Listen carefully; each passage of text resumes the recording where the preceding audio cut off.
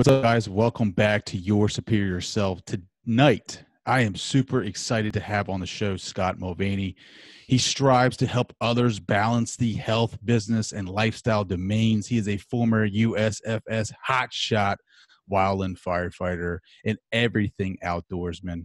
His hope is to inspire and fuel your dreams by making imperfect action so you can learn and achieve those once unattainable goals. Let's achieve the freedom trifecta with Scott tonight and learn about the time, location, and financial freedoms. Scott, welcome to the show. Thanks for having me, Trey. So can you hit on that a little bit more, like the freedom trifecta? What do you mean by that? Yeah, last time we chatted, we kind of like danced around it and then really didn't dig into it. But you're like, dude, we got to dig into that. So I was like, yeah. So again, for our listeners, actually, the reason why I'm referencing the past is because Trey and I have actually already recorded it on my show. So he's already been on Live the Fuel. We've already aired him because I just couldn't hold him back. I had to get him up to the forefront. But on that episode, we kind of, at the very end, I just happened to throw that in there. And you're like, what? Like, why didn't we talk about that more? And I said, well, because we're going to talk about it to your audience, because I want to be able to give back even more. So freedom trifecta. I won't take full credit for this. I believe in one of my past mentors. I might have even heard a chunk of this or something similar to this from, shout out to Michael O'Neill, the Solopreneur Hour. He was the guy who helped coach me when I first launched my podcast. And he says it in a different way. And then I've always had a thing about this word trifecta. I studied psychology when I was in school and when I was doing my marketing degree. And I learned about most human beings, the way our brains work is we chunk data and can memorize data better in groupings of 3.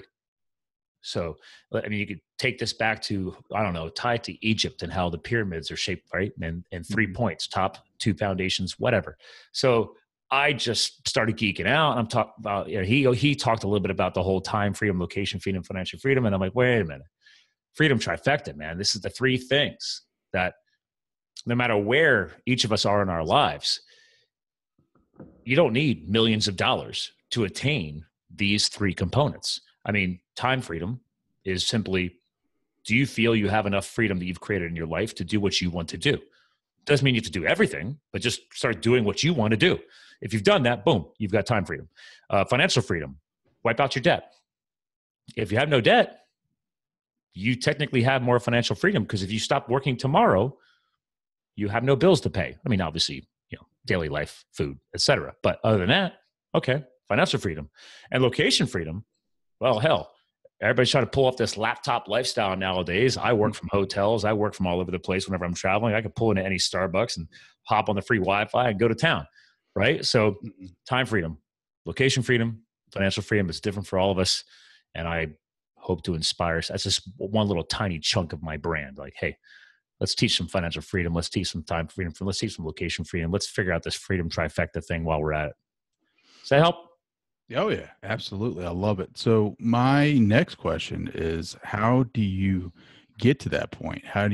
Is it like when you get to that point, is it all 3 pillars kicking in at once, or do you achieve one at a time?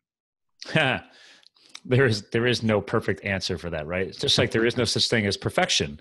I still have to catch myself nowadays when I say, I don't know, I make a mistake and I'm beating myself up because I hold myself to a very high standard and I'm really hard on myself.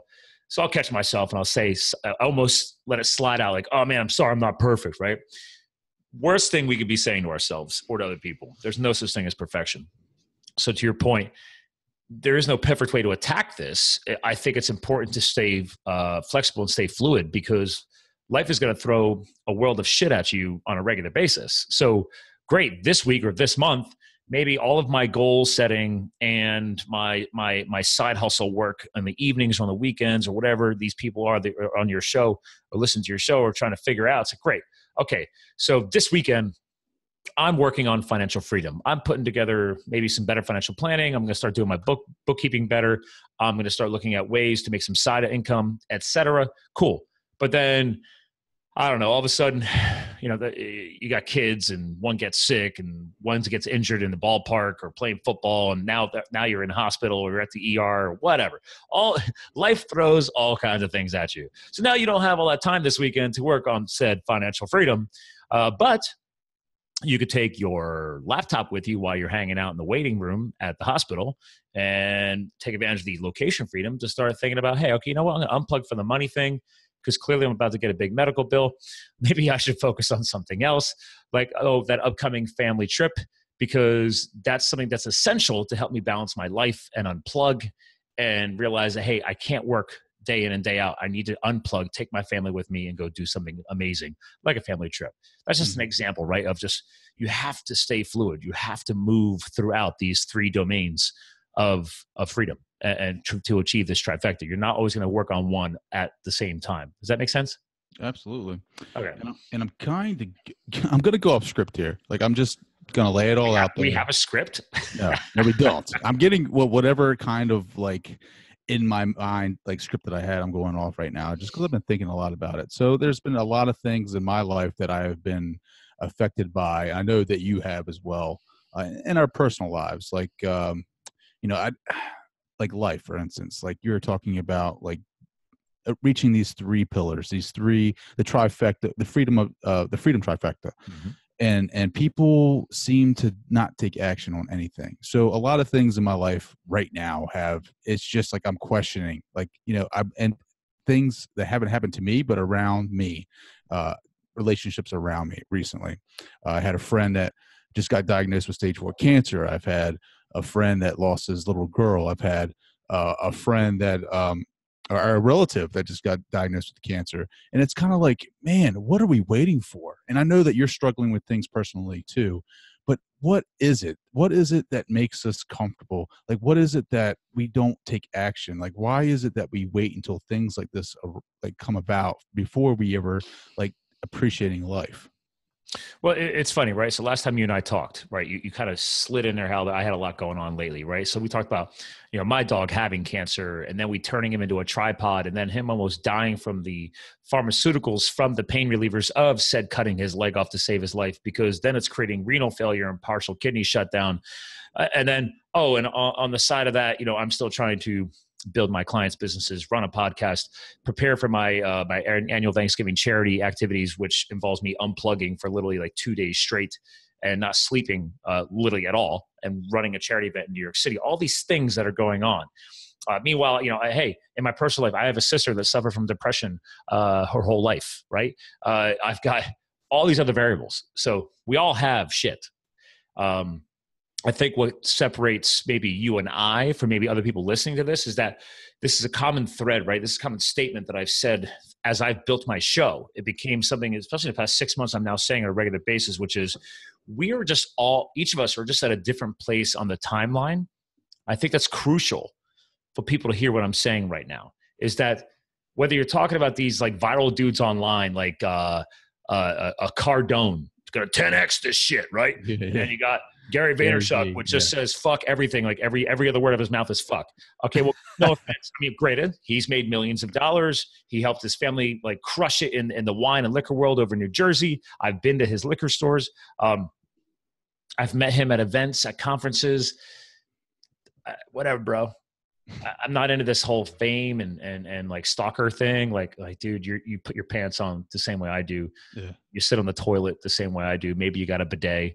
I don't know. Maybe you're that little tickle of the water up your butt. My point is, we're just at a different place in the timeline, right? So where I am today, I'm much more comfortable and I'm much more confident in a lot of these risks I take. Oh my God, you go back before you even launched the podcast, which is over 2 years ago. So let's go back to me closing out firefighting, right? Finishing that up in end of 2011, moving to Colorado in 2012, before I even moved back to the East Coast. Like, each of these chapters of life shift are going to bring stress. They're going to bring, but also they're going to, with the stress comes new opportunity. That's the biggest thing that you and I think, talk about on our shows that our listeners need to understand, is that, guess what, guys? This is a little quote called "Embrace the Suck," or I'm wearing a shirt, right? Crushed it, past tense, not just crush it. No. already crushed it. Okay. You need to get into that mindset. I'm not going to crush it. No. I already fucking crushed it. That's the mindset you need to get to, because when you slam your head into a wall because, oh my God, life's hard on me. You're going to realize over and over again, once you start doing it a lot, because I've been there a lot, all of a sudden it gets easier. And all of a sudden it's not as numbing. All of a sudden it's not as paralyzing. And you can now reach back to these, each and every one of these impacts and say, oh, what did I do there? What did I do there? What did I do there? So let's rewind back to your question. What I'm hinting at is what's already happened. What people who are paralysis by analysis is a common quote, right? They're in this like, oh my God, well, what if this happens? Well, what if this happens? What if this happens? They're now paralyzed because there's fear. Okay. It's okay, guys. Like, ladies and gentlemen, fear is natural. If you're a human being and you're sane, you should be afraid of some things. I mean, I literally stood in a forest staring at walls of fire as high as treetops. Yeah. Okay. At the time was scary. Now, if I came across it again, I'm like, cool. Right? I've already experienced it. I've already learned from it. I knew I was trained to avoid it, to get around it, survive it, yada, yada, yada. So a long answer on this is that you need to get uncomfortable. The most uncomfortable you can get is going to be the biggest learning opportunity. And the biggest learning opportunity you gain from that is also now going to get hard-coded into your brain. Here's the thing about long-term and short-term memory. If you take the easy path day in and day out, you're not going to learn anything and you're not going to memorize anything. When shit hits the fan and you hit that speed bump doing 80 miles an hour and you jump 2 car lengths, FYI, I've tried it, or you've literally slammed metaphysically into a wall head first and picture like blood running down your nose or on each side of your eyes because like you headbutted a wall, whatever. Get these visions in your head. Because guess what? Something powerful is about to happen. I mean, after you shake off, maybe get rid of the concussion, you're going to pull something from that experience. Like, hey, maybe I shouldn't do that again. What did I do? What can I do differently? And then that's going to be memorized because these most painful and traumatic experiences, those are the ones you never forget. Let me close up this thought because I want you to chime in on this. It's your show. But here's a wonderful question. I was just in New York City for my annual Thanksgiving event up in Harlem, New York. Earlier in the day, I was at a house dedication ceremony for a kid living with a very, very traumatic condition where his skin never heals. And a home was dedicated to him and his family from a charity that was called Stephen Siller Foundation. He's an FDNY firefighter who was killed in 9/11 in the towers. Okay. So here's a common question. Here in the United States of America, if you're old enough, 2001, if I asked the question, where were you on 9/11 when the towers fell? Every single person I've ever asked that can answer that question. Trey, where were you on 9/11? I was in college, freshman year, getting ready to go to class.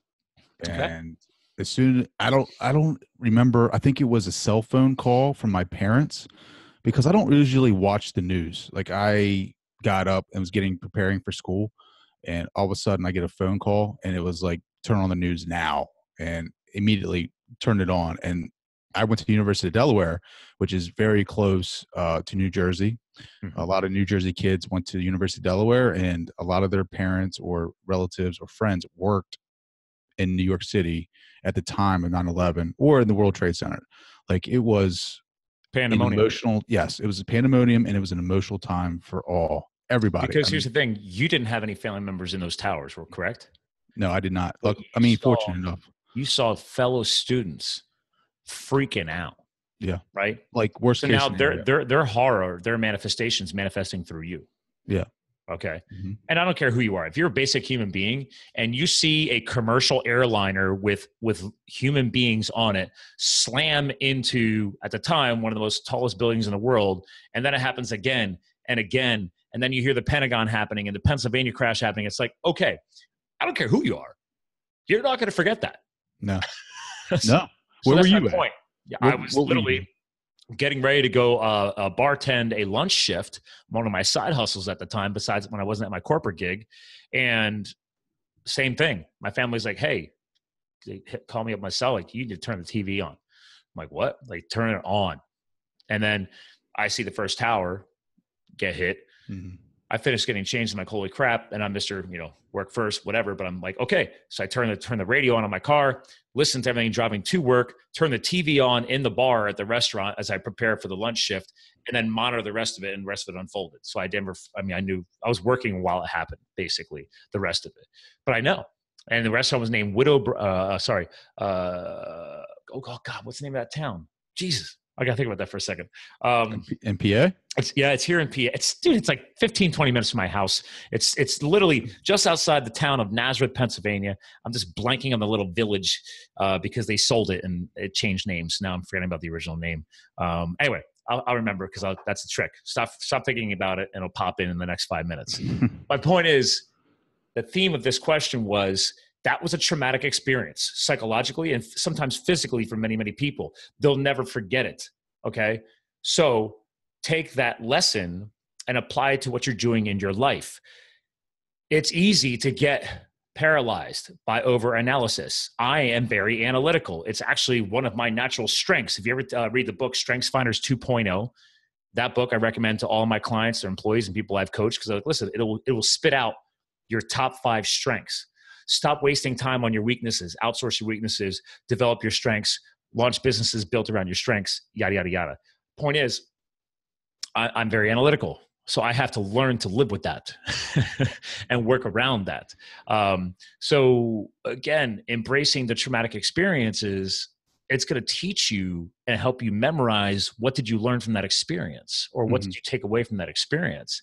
So if we constantly live in a state of fear or in a state of paralysis by analysis, we're never going to go anywhere. Yeah. I mean, that's why I love about the freedom trifecta. It's only 3 things. Now there's so many things that can influence those 3. Let's be real. There's so many variables that could fuel the fire for each of these 3 domains. But in the end, it's just a vision. If you have to think about goals, like, great, if I start creating a goals list, could you easily break all of your goals into either location freedom, financial freedom, et cetera, right? Like, it's about simplifying the puzzle so you can fuel the fire for just these 3 domains. And maybe for the next 6 months, you're only focused on the financial domain. Great, I have one domain. Now I can take all my goals and sign it under that. Let's forget about the other 2 domains right now. They might naturally fall into place on their own while you're crushing it in the financial domain. Does that make sense? Yeah, okay. Absolutely. So I just Googled the Flight 93, Stony Creek Township, Somerset County in Pennsylvania. Is that correct? Yeah, Western Pennsylvania on the way to Pittsburgh. Okay, so that's where the plane landed. And just going off of our conversation about 9/11, the heroes on that flight definitely saved a lot of lives and sacrificing their own to get to the head end of that plane and take it down. So, because I believe they confirmed that plane was also supposed to head to the Pentagon, I believe, or they were supposed to. That should have been. There were supposed to be 2 for the towers and 2 for the Pentagon, if I remember correctly. Sure. Yeah. So we all know where we're at in those trying times and those traumatic times, but what? Like, I just don't get it. Like, it takes dramatic things for us to get a boot in our ass and start taking life seriously. I hate it. Like, it makes you think about life in general. It questions your motives. It questions what you've done today. Like, it's like, all right. So, and then it wears off, right? So you hear about all these traumatic things and death comes in 3s and sure. And you start hearing about people's stories and you're like, oh, I got to change. So I start being a better father or a better spouse or a better employee or entrepreneur. And then next, it wears off. We could always be something better. I think that's one of the lessons. I mean, I'm 41 now. I'm still young, but I'm like, there's always the opportunity to improve. There's always opportunity to be that next best person or the next best self. That's always going to happen. I don't care. After all the years of personal and professional development, and I know because you care about this too. It's like, guys, like, dude, I've got a physical library. I've got a digital library. I got chunks of my library that I don't even hear anymore that I gave away to other people to help them. Like, here, take this book, take that book. Dude, there's always going to be the opportunity to improve, especially if you're a hard charger. If you're a type A personality or a hard charger, or you're somebody who's type B, but they're trying to grow and learn and absorb some of the attributes of the type A. Because don't stop being a type B, by the way. There's actually strength in that. Actually, there's a great book called The Introvert's Edge. I had him on my podcast, the author. Introvert's Edge talks about the strength of being an introvert and not an extrovert. Okay. So take advantage of that. So some of these people who are listening to this are hardcore introverts and they're maybe not as crazy as I am and not as outgoing. Well, guess what, guys? Like when I was very, very young, I was actually more introverted. Okay. It took years to develop that and get more outside of my natural self. But in the end, there's still components of me that are naturally introverted. And it's just the only difference is I put in enough reps to overcome that and work around that and use those different things as strengths and not weaknesses, if that makes sense. I feel like introvert, extrovert is just like a recent term, you know, like I feel like I don't think that people growing up knew what that was. You know what I mean? Like, did you know that you were introverted growing up? Like, no. You didn't know that. You just thought you were shy. I think we're shy. You're outgoing. I mean, honestly, if you go way back, you're either a bookworm or you're an athlete, right? Which is stupid because you could be a highly intelligent athlete, or you're just quiet. Back then, you were either a jock or the nerd, right? Like, no. I mean, come on, guys. There's all different ways that these are manifested, and they've been described in different ways. They've given different titles. Either you're really in yourself, or you're really out of yourself, and you thrive off of being around people, or maybe you'll be afraid of that and you like being more close quartered. Well, it's like these cool terms that everybody wants to use now, right? So, you know, entrepreneur never used to be cool. Now it's cool, supposedly. And then now it's being overused. Yes, absolutely. Introvert, extrovert, whatever. Like my parents used to say, well, he's just quiet. Trey's just quiet. No, I just didn't know what the fuck I wanted to say. Like, you know what I mean? Like, it's funny you bring this up. This just happened tonight. I was at dinner with some good friends, and this woman was there who I've now become friends with. And it's funny because we just had, you hear this new thing called Friendsgiving? What's that all about? Anyway, so I've been to 3 Friendsgivings this week, by the way. So I'm like, okay, guys, let's slow this Friendsgiving habit. It's either Thanksgiving and now there's Friendsgiving, but now everybody wants to have a Friendsgiving. So now like my schedule's getting packed out because all these different people.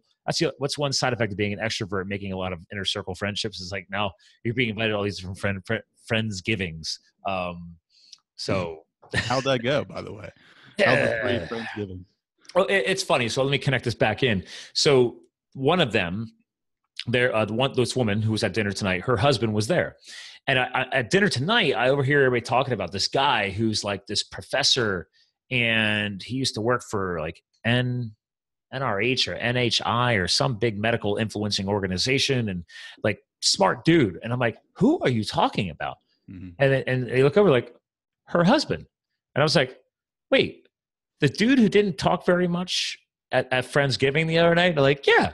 I was like, Friendsgiving. Dude, he's like highly intelligent, like PhD level, professor level, used to run a major organization. Like I had no idea. But one thing I have learned over the years is highly intelligent individuals. You will learn as you progress, especially in social encounters, that when you're new at it, you may try and, because I've been there, you may try and over-command the conversation and really try and lead, or maybe try and oversell yourself. Whereas individuals like him, and maybe he's a introvert, but he's also intelligent enough. I could tell he's analyzing the room. He's listening to what everybody is saying. Like he's processing, right? Now that I know who they were talking about tonight, I was like, oh, that now makes perfect sense why that guy was so quiet that night, because his brain is at a whole different level. It's like the founder of Tesla. When he's on Joe Rogan's podcast, right? Like that dude, Elon Musk is socially awkward because his brain is going like. Did you see him like when he was talking? Like his eyes were just like yeah. Elon Musk is my hero. Like he is. Well, Joe even said it during the podcast. He's just like, Elon. He's like, how many ideas are going through your head right now? He's like, because I could tell. And he's like, I can't even tell you. There's so many. He's just like, how long has it always been? Oh, he's like, since I was a kid. He's like, I thought there was something wrong with me when I was a kid. Like Elon, at his youth, was afraid to tell people about how smart he was. He didn't realize that how fast his brain was processing ideas, and he was just the way he is. And he was afraid that they might like put him away or whatever. So it's funny when we talk about these things, because somebody like Elon, Nowadays, he's put in enough reps where he just creates anything. They were making fun of the fact that he sold a blowtorch online. Like he made like this blowtorch looking weapon or whatever. Hold on. First off, he makes a point to say it's not a blowtorch. Yeah. It wasn't even blowtorch. It was a flamethrower. But he's like, well, it's not a real flamethrower. And I'm like, yeah, there's flames that come out of the device. Could be considered a flamethrower. Well, have you ever read How to Win Friends and Influence People by Dale Carnegie? Yeah, How to Win Friends and Influence People, yes. That book is a classic. If you haven't read it, read it. Pick it up right now off of Amazon. Get it a present for somebody for Christmas. Because you just name dropped. Well, I mean, Dale Carnegie, old school influencer. His practices have been recreated by countless people. In the end, there's only so many ideas. They're just recreated. So Dale Carnegie is one of your founders. Jim Rohn is one of your founders, right? Yes. Yes. God, just one more in there. There's the top three. Who else am I thinking of? Tony Robbins? No, older. You got to go older, man. Come older? On. Dale Carnegie? Go back to like the 60s. We 60s. Dale Carnegie. Jim Rohn. I'm just I love Jim Rohn. Like he is. I always watch him on YouTube. I always try to watch some of his seminars. T. Harv Eker. Oh, why did I not? Secrets of the Millionaire Mind. Why did I not? He's old school. Him? Yeah, he's definitely old school. Have you ever listened to some of the old school YouTube like snippets of him, like of Dale Carnegie? Like I love it. I love it. Like I make it a point to listen to him and Jim Rohn. But YouTube. Back then, people looked at these people as if they're crazy. Just like people like who see people like you and I who are trying to create positive change and increase our public speaking and do things through podcasting or like writing a book or launching a YouTube channel. You're just trying to positively create change in the world. But people see that as, because this we're bringing a full circle back to your point about why people are afraid to take action on this shit, is that, I'm not going to nicely say this. People give a shit too much about what the fuck other people think. Stop giving a shit about what the fuck other people think. Why? Because you're just giving them all of your power. You need to contain your power to fuel the fire of what you believe in and what you want to take action in. Stop worrying about what your oldest friend since high school thinks. Guess what? They haven't done much since high school. I'm just saying not all of them, but some people, right? It's just like, you can still be friends with them. But you might want to modify your inner circle of influence. Jim Rohn, right? Product of the 5 people we spend the most time with. Okay, I can still be friends with you. But how much time am I giving you if you've done nothing with your life since high school? We talked about this on my show with people you know. We're not ripping on them. I'm not saying that they're any less of a person. What pisses me off is when people give too much shit about what the fuck other people think. There's your hack, people. We could stop the show right now if we wanted to. If you want to create positive change in the world, go do it. If you're afraid you might make a mistake, guess what? We all have. It's going to happen. Those mistakes fuel the fire to figure out where you're going to go next. Speaking about that, I got to pause on that because I'm going to keep going. Like, I need to let you chime in on that, man.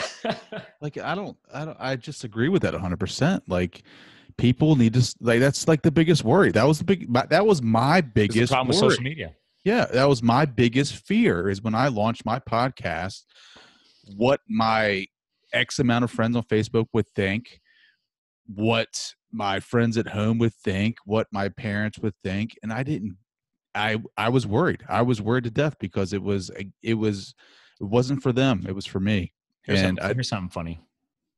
Because I just got to ask you, does your wife listen to your podcast? Ooh, not at first, but because my fiance has never listened to my podcast. Really? And I don't give a shit. Really?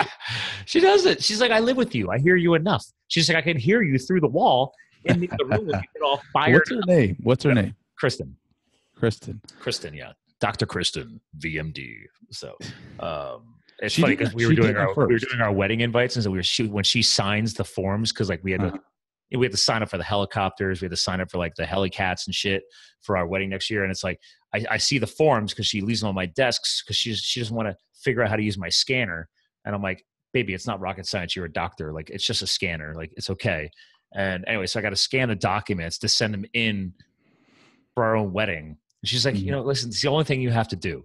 Anyway, so I just had a vent about that. But she's like, people are like, you don't listen to Scott's podcast? He's been rocking this for two years. It's like, he's on like 232 right now. Yeah. She's like, I'll, maybe once he becomes like a Joe Rogan. And I'm like, oh man, the burn. Feel the burn. That's the new name of the podcast. Feel the burn. Yeah. But I don't care. She's not my target audience. She's not your she's not your niche audience. Your target audience. Yes. Is your wife your target audience? No, absolutely not. And what does Pat Flynn always say? The riches are in the niches, right? That's it. No, she has tried to. And you know what my biggest problem is though, like I'll get like I try to be true to myself. Like I try to be Trey Downs, who Trey Downs is. Like I don't try to be anybody else but who I am. And I always get Facebook messages or I get emails about I should try to do this more. I should try to do that more. Like, how do you handle that? Like, do I know how to handle that? Right here.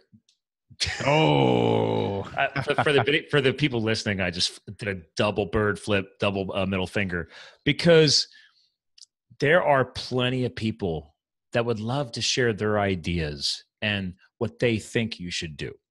I'm going to give you a perfect example. When I started publishing more to YouTube, I started increasing my YouTube traffic because that's there's your little hack, ladies and gentlemen. People are like, oh, how do you grow it on YouTube? Put in the reps. Don't put one video up a month. Put up 2 videos a week at least. Like that's what I'm doing, my podcast. That's why I switched my podcast to video. But here's the thing. It's a different platform, right? Traditional podcast world, all audio based. You don't see anything. You go to the YouTube world, it's all video. And now granted, if you're paying for YouTube Red, people can listen to the video while it's playing in the background on the app if you're on your smartphone while you're driving, kind of like a podcast app. People do that. So you don't have to watch it. You can still listen if you have YouTube Red. Another hack. But point is this.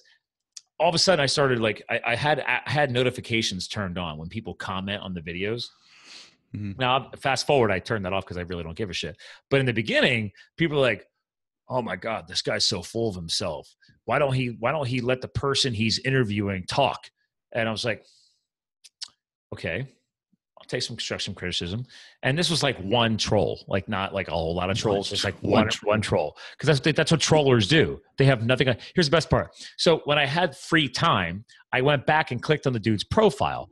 There's not even a profile photo. It's like a phantom. Like you have no followers and you're just talking shit on my video while I'm taking action in my life and creating content. You have 0 videos in your YouTube. You don't even put your photo up because you don't have the balls to, and you have no influence, but you're going to sit there and talk smack on somebody's video. And if you would actually went to my website or read the bio in my YouTube channel, you would know I don't fucking interview people, you moron. It's my goddamn podcast. I spend the money every single year. It's self-funded. I spend the thousands of dollars a year to run this podcast, market it, do everything else. And I bring on guest co-hosts like Trey, and we have a 2-way conversation. And yes, some people I need to talk a little bit more because maybe they're a little closed up and I got to bring them out of their shell. Have you been there, Trey? Do you know what I'm talking about? Oh my God. I just interviewed somebody. I'm not going to say who, but it was like, it was painful. It was painful. Like I had to go a little deeper. I had to talk a little bit longer. It was just like, we didn't vibe well, like I'm sure you have those types of interviews, but it's okay. But see, again, I don't interview. Well, you had those. You were a guest co-host on my show. You were not being interviewed by me. You were helping run the show.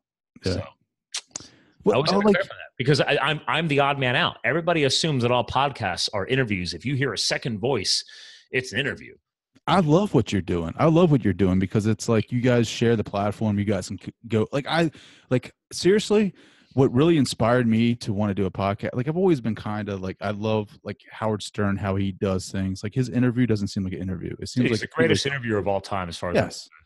And then like Dan Patrick, like I love his show. Like when I sit back and watch Dan Patrick and the Danettes, like they have a conversation like the entire time. Like I enjoy watching them. I enjoy that show.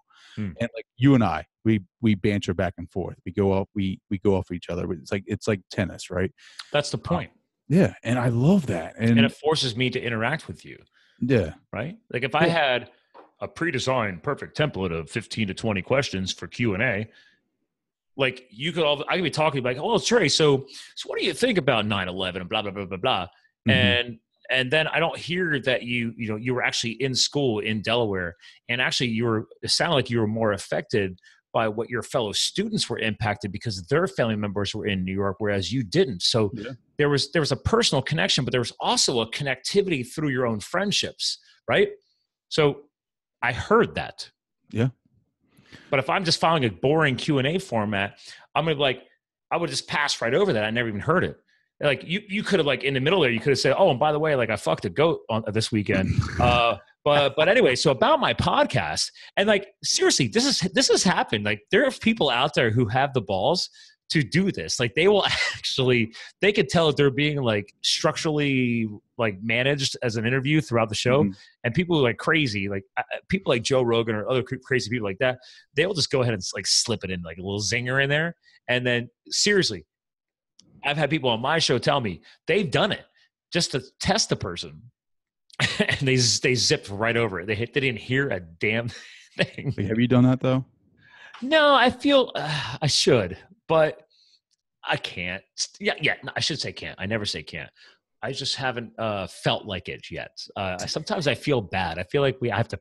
Like I'm not the best interviewer in the world. But I am confident in what I've accomplished. I'm confident in the content of my shows. And I do feel I have something to teach and share. So I will maybe help the person along in their podcast, especially if they're younger or they just launched and they haven't put as many reps in. I'm sorry, guys. Like the average length of my show is an hour long.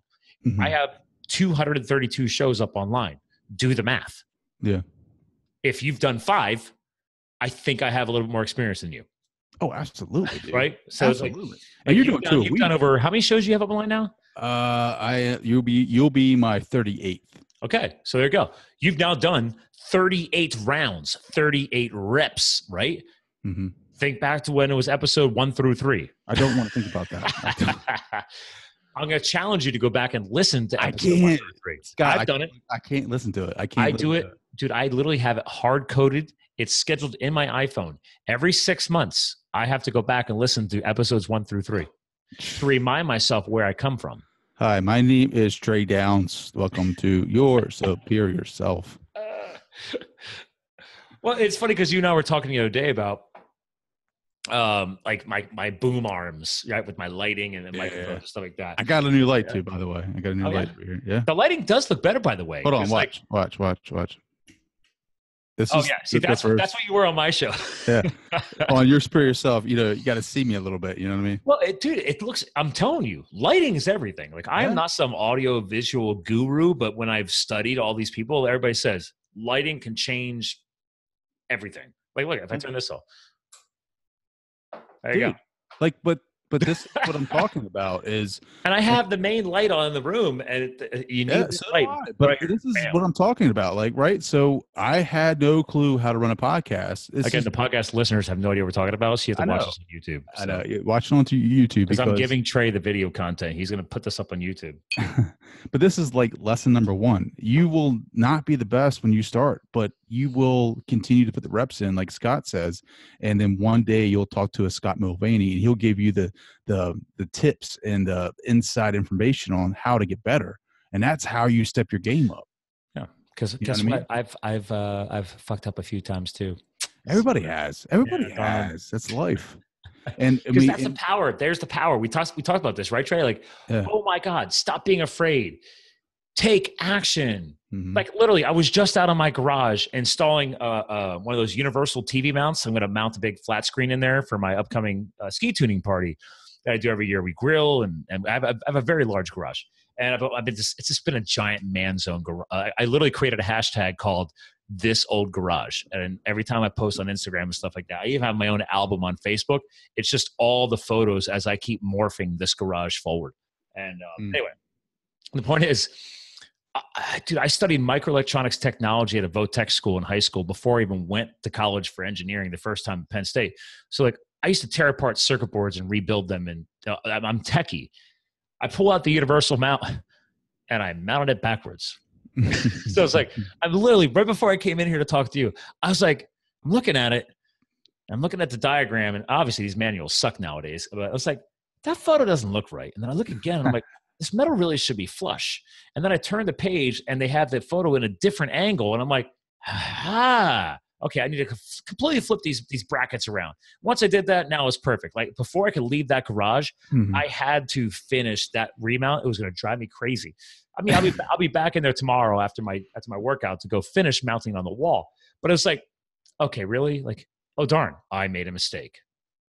Oh well, get over it. Get over it. Right? But next time I'm helping a buddy mount a flat screen, I'm like, do not do this, bro. Because I wasted 10 extra minutes having to tear it all apart and rebuild it again, take all the screws out and redo it.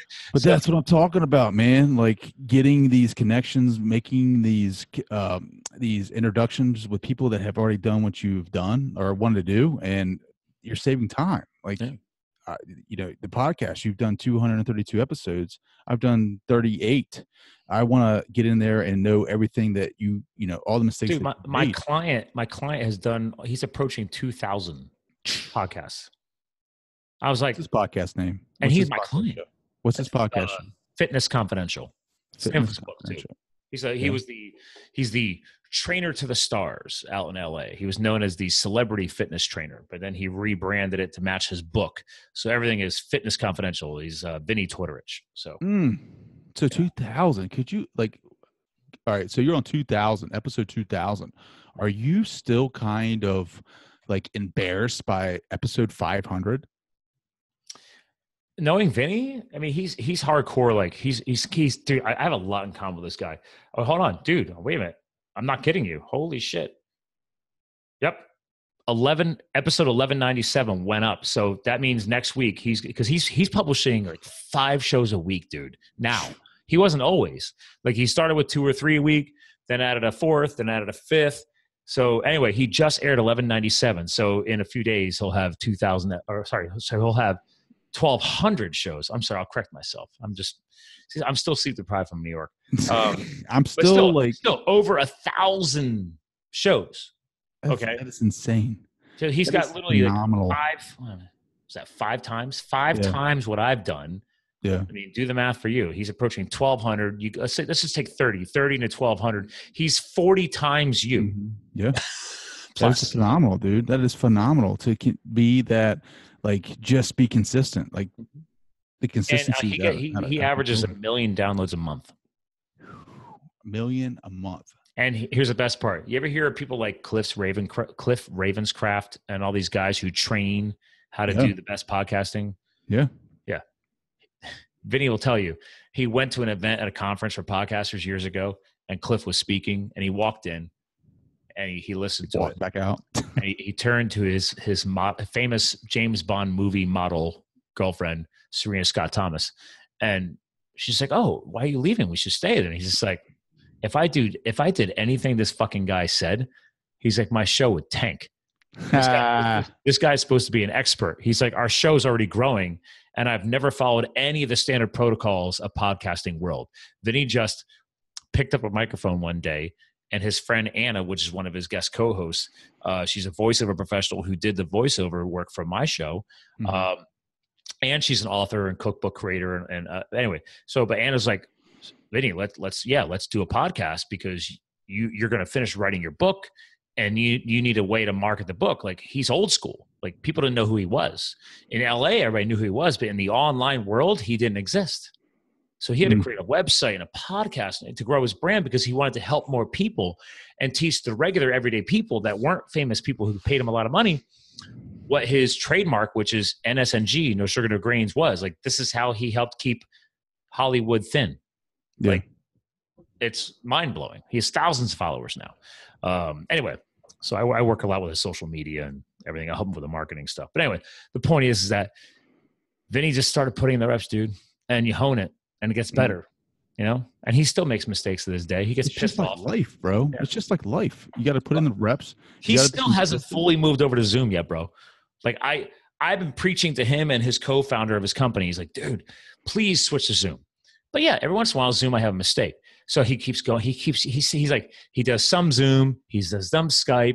He takes forever to make changes. I love Vinny, man. Shout out to Vinny if he ever hears this. But like, dude, just commit, man. Like, just move over. Like, he can't let the old school go. He's like 57. He's old school. No offense. talk about. So we talked about last time your like moment in the sun as far as firefighting, right? Oh like, yeah. The moment that you really just knew that this was for you. Like, talk about that moment for you for podcasting, like and doing what you're doing today. Like, what was that moment for you that made you realize that this is what you're meant to do? You know, I think I was somewhere in the first 25 shows. I'm blanking on who it was at this point in time, but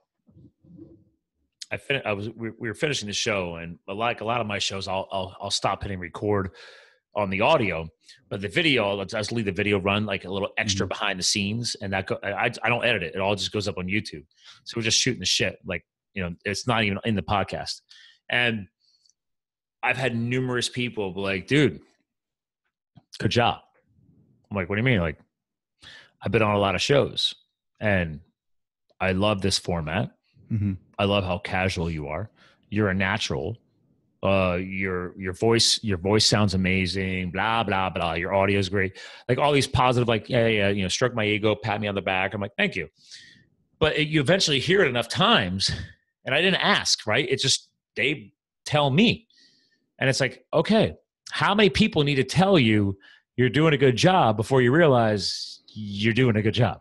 Like, but that's why I'm sharing with this, because there's people listening to your show, going back to your earlier points in the show, where people are sitting there with paralysis by analysis and they're worried about making mistakes. And you probably have people in your life that are already telling you like, dude, you are natural at this, or you sound great, or you are doing a great job at this job or this task or this thing. And it's like, holy shit, why don't you do something with it? Right? Mm-hmm. It's like your buddy crushes it in physics. Yeah. Yeah. Granted, I know nothing. I mean, I dabble in a little physics on the side, but I don't read physics textbooks. But I'm like, eventually you've read enough physics textbooks that maybe you should do something with all that content. Yeah. Maybe you launch a podcast where you review the books you've read on physics. Yeah. And you just target people who geek out about physics. Mm-hmm. Holy shit. Now you could talk about what you're obsessed with, and then other people who geek out about physics like you do become your followers. You don't need 1 million downloads a month. Maybe it's 200.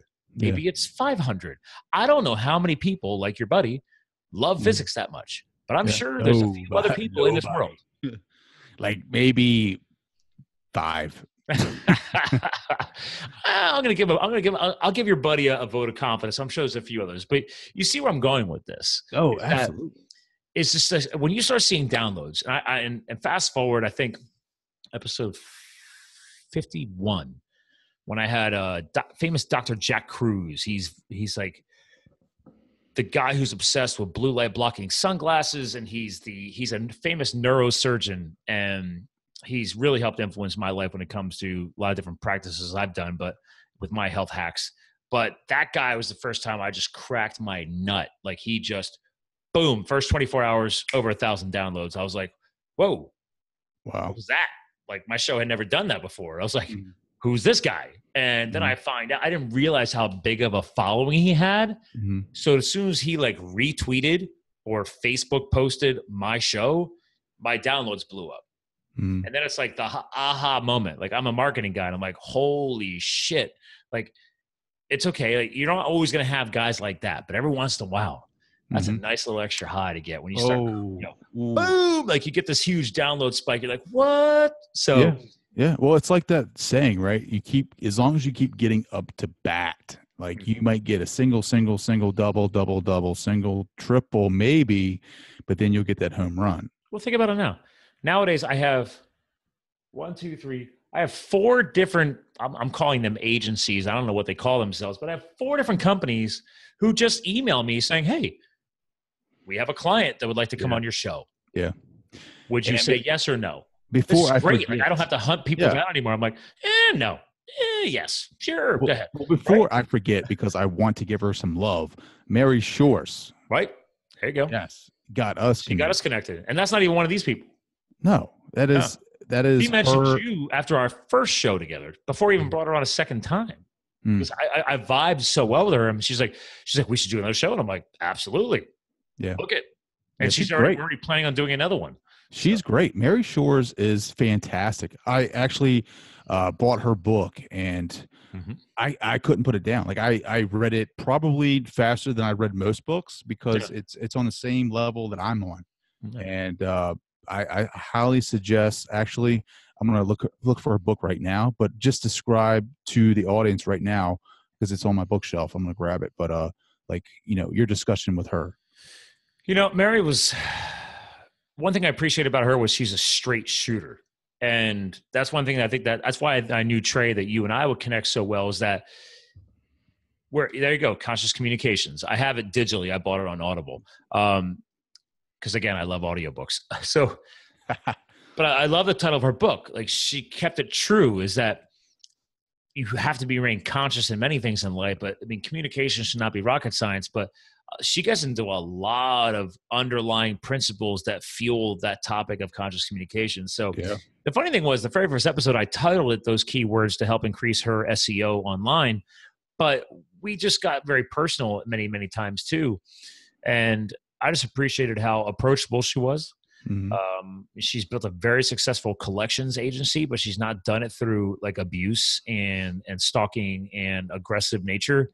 She's literally having her people and her team focus on communicating with people like human beings and listening. There's one of your hacks in conscious communications. That's why she and I geeked out so much, because here's a little topic that we talked about, Trey, but I didn't actually label it this way, which is active listening skills. Not just listening, actively listening. Like, don't plan your next step. Like, hear what people are saying, actively engage in what they are saying. Stop worrying about where you want to take the conversation. Live in the moment, right? Yeah. And I think that's one of the biggest things in podcasting that's missing too, that I try and change and shift. And I think you're realizing it too. It's just like, yes, it's important to have a goal for the show, but sometimes you just got to live in the moment, man, and see where it's going to take you. Like right now, right now, she taught me that lesson too. And so are you, Scott. Like I can have this whole structured show out, and I can have each topic that I want to talk about, but this isn't going to grow me as a host, like the way that you and I communicate, the way that we volley off each other. Yeah. Because this is what really makes me think quickly and makes me kind of relate to you as a guest or a co-host. Like, this is how I listen. It makes you get better at listening.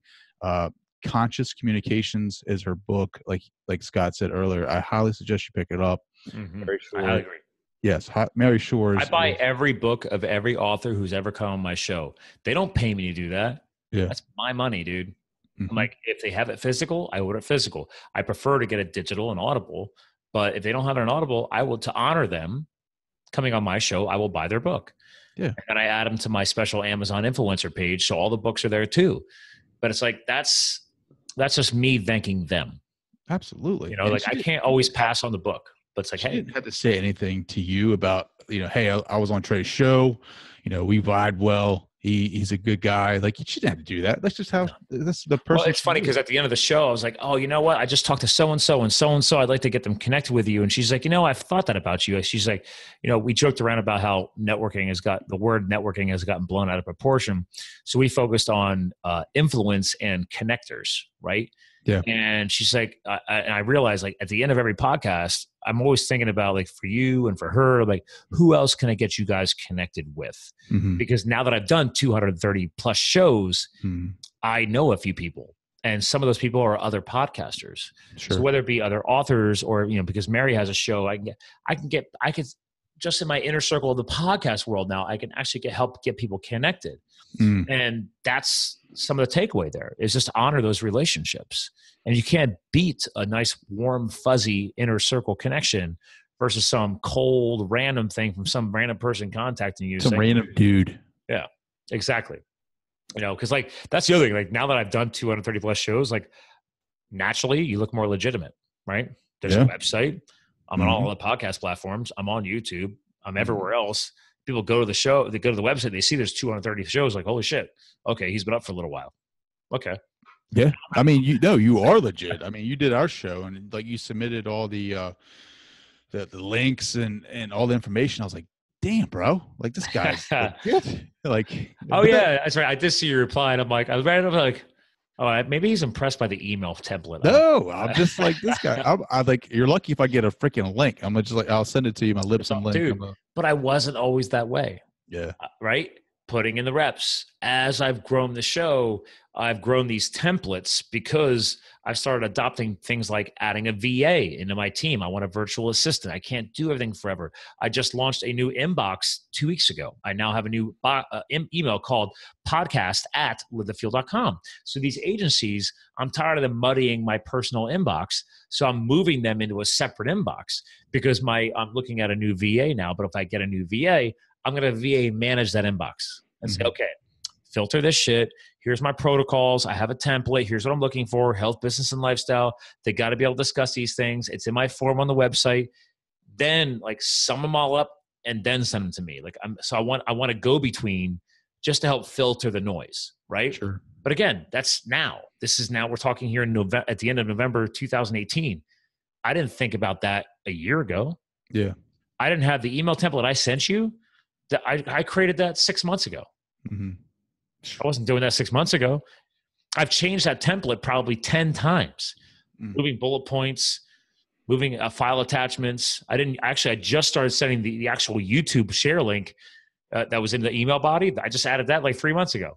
I was like, oh yeah, crap. I'm never sending the YouTube link. I should probably send the YouTube link while I'm at it because maybe they don't subscribe to my YouTube channel. So I'm always trying to proactively think, what else could I provide my guest co-host or their administrative assistant because maybe the freaking co-host didn't give me their email and I'm having to get this shit to their, I want to give you, my guest co-host, as much content as possible to help you share this, to help you grow your brand. Yeah. And obviously in turn, it helps grow my show and my brand. Yeah. But so again, I didn't always do this. There's always a metamorphosis. There's always a growth pattern. This is another full circle point back to the beginning of your show, which is, guys, in order to build your superior self, you have to take action. You have to just embrace the fact that you're never going to be, quote, perfect. You're going to be on a metamorphosis forever. Embrace the suck, guys. Embrace the suck. Scott, I could talk to you all night, brother. Tell us how we can connect with you, dude. Like, how can my guys listen to you? Everywhere is @LiveTheFuel. So @LiveTheFuel on Twitter, @LiveTheFuel on Instagram, @LiveTheFuel on Facebook. It doesn't really matter, guys. Just go to livethefuel.com. All the social media is linked there. The podcasts are there. Obviously, the show is called Live the Fuel. We fuel your health, your business, your lifestyle. But yeah, I made it simple for branding. Everywhere is Live the Fuel. And people are welcome to connect with me on Facebook personally, too. I actually have a bigger personal friends list than my likes on Live the Fuel on Facebook, which is hilarious. Like a long time ago, I had more likes on Live the Fuel than I had my friends list. But then again, guys, you put in the reps, you meet enough people and you're building new friendships, you're building new connectivity. And next thing you know, you got like over 4,500 friends on Facebook. I'm like, how did that happen? How did that happen? I think like 5 is the max, right? 5 is the max. That's why a few months back, I started a new Facebook page called just Scott Mulvaney, my speaker page, because eventually I'm not gonna be able to friend people anymore. So I have to make sure people can still like and follow when I'm on stage and doing speaking, which is separate from Live the Fuel. So again, didn't think about that 2 years ago. So yeah. So at the very end of my show, I want you to give me an inspirational, like little talk, a little pep talk. I'm thinking about doing something different in my life, getting out of my comfort zone. I need you to kind of hype me up and light that fire, light the fuel inside of my soul. I'm actually going to fully encapsulate this around you, Trey. You and I had more in common than I realized when you came on my show. We both are fans of Ernest Hemingway. Ernest Hemingway is one of the key influencers and inspiration behind you creating your superior self. Am I wrong? No, you're correct. Okay. 100% right. So we talked a lot about quotes last time you and I talked.